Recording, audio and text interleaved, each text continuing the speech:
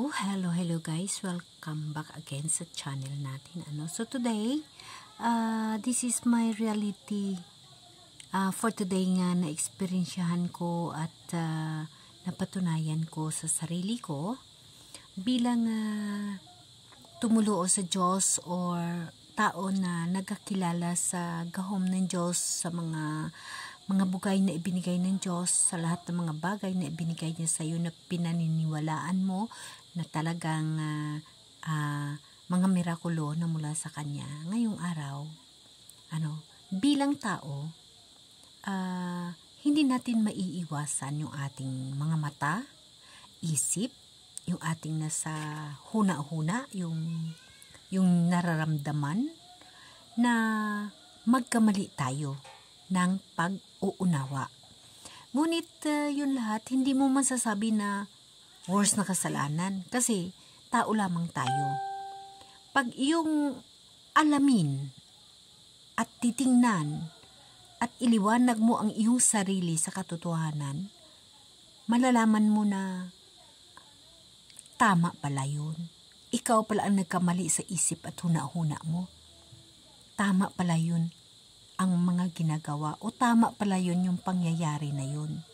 Subali ikaw na maka-Diyos dahil na basta lamang nakita ng mga mata mo at naramdaman mo kung anong iniisip mo ay mali dahil nagkamali ka para sa ibang tao, mali para sa iyo. Ngunit kung ikaw ay maka-Diyos, ang liwanag, makikita mo ang katotohanan. So, ilang linggo or ilang buwan ko nang nakikita at naiisip, pero para sa akin, may something na mali, Pero, hindi ko pinairal yung aking pag-uunawa. Pinairal ko lang yung aking nakikita at aking iniisip. Ngunit, for today, na-realize ko na tama ang pangyayari o ang dapat mangyayari. So, dito sa Lucas 11, verse 33, nakalagay na walang nagsisindi ng ilaw upang itago lamang o kaya'y ilagay sa ilalim ng katakalan. Inilalagay ito sa talagang patungan upang pagpasok ng mga tao'y makita nila ang liwanag. So, ipagpatuloy ko hanggang 36. Ang iyong mata ang pinakailaw na iyong katawan. Kapag malinaw ang iyong mata, maliliwanagan ang buo mong katawan. Ngunit kung malabo ang iyong mata, madidimlan ang buo mong katawan. Kaya mag-ingat ka, baka ang liwanag na inaakala mong nasa iyo ay kadiliman pala. Kung nasa liwanag ang buo mong katawan at walang bahaging nasa dilim, ito'y lubos na maliwanagan na para bang tinatanglawan ka ng isang mahiwagang ilaw, maliwanag na ilaw. So guys, yung nabasa ko na Bible ayon sa Lucas 11 to verse 33 to 36 ay ako mismo ang natamaan. So, iniisip ko yung sarili ko or ako mismo, alam ko maka-Diyos ako, ngunit yung aking mga mata ay nadiliman noong mga araw na yon. But I realized na ang nakikita ko at ang mga ginagawa ng kapwa ko ay tama.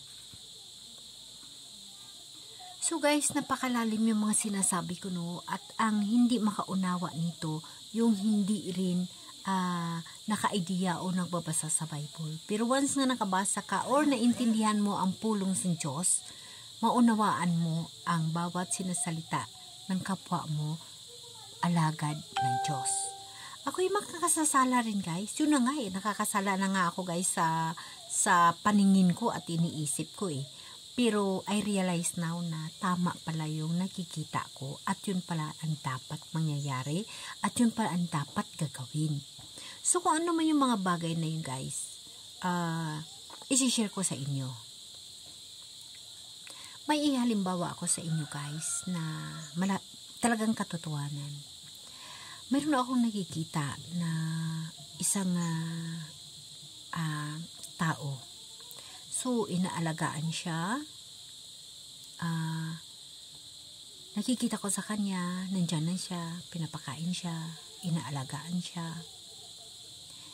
At ang lahat na pag-aalaga na sa kanya.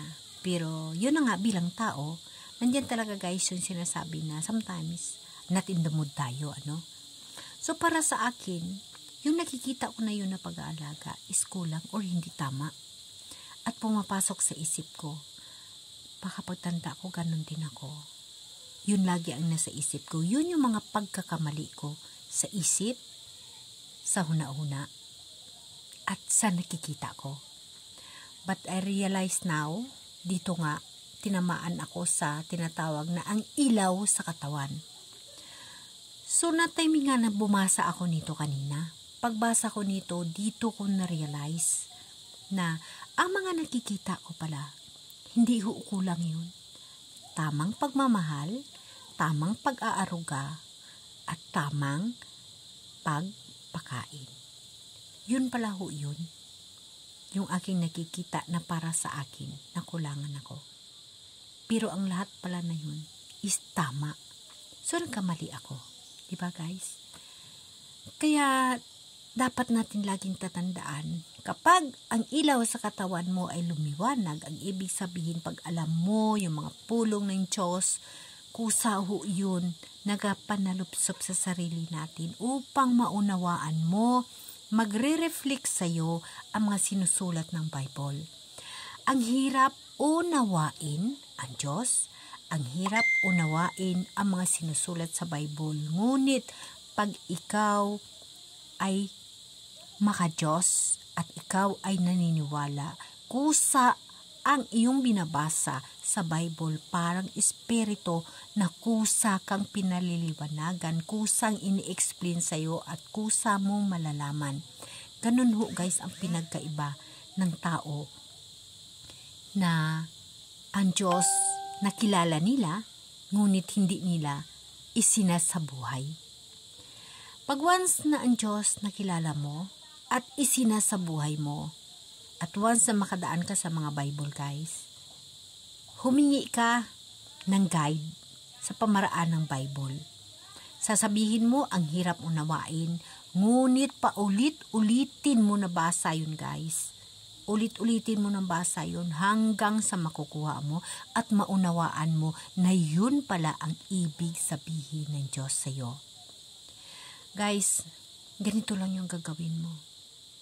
Pag may Bible ka sa inyo or anumang bagay na mayroon ka na para sa Diyos, ipikit ang mata mo. Magbukas ka ng Bible, sasabihin mo, or mga bukleta na tungkol sa Diyos, Panginoon, guidean mo ako sa pamaraan ng Bible o kung anong man na bagay. Ibigay sa aking isipan, sa aking puso o ano ba ang dapat kong gagawin at ano pa ang ibig sabihin. Guys, maniwala kayo. Kahit ano kahirap ang nakasulat sa Bible at ang hirap unawain, madali mo ho maintindihan ho yun. Napakadali mo intindihin. Again guys, ito ay na-reflect sa sarili kong pagkakamali. But I realize now na tama. Again guys, sa huli, huwag niyong kakalimutan ang pangalawang pagsalubong sa mahal na Diyos o ang pangalawang pagdating or ang second coming. Guys, talakayin natin paunti-unti ang kalamanan ng Bible hanggang sa maabot natin ang rurok ng katotohanan at maabot natin ang pagdating ng mahal na Diyos na handa tayong humarap at handa tayong magsalubong. Napakahalaga ho yan na bagay. Sa ngayong panahon guys, nakikita ninyo lahat ng mga disaster, lahat ng mga sakuna, nandyan na guys. Yan ho, nakapropesya ho yan. Na yun ho ang sign ng Panginoon upang siya ay babalik sa mundo. Okay guys? Amen? Amen.